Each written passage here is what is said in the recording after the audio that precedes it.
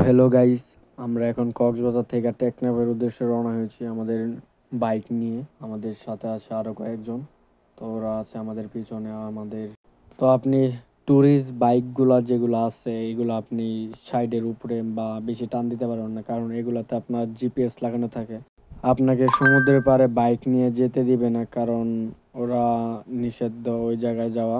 তো আপনি সাথে একটা হেমলেট দিবে, আর পিছনে যে বসবে তাকে হেমলেট ছাড়া যেতে হবে।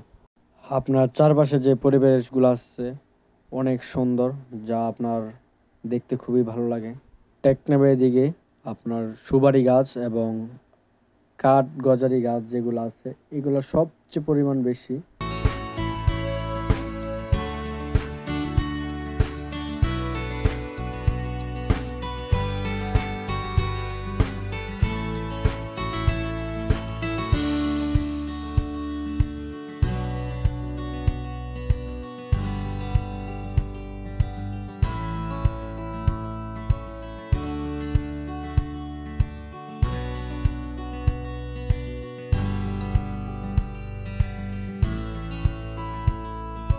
আজকের ভিডিও এখানে শেষ করছি।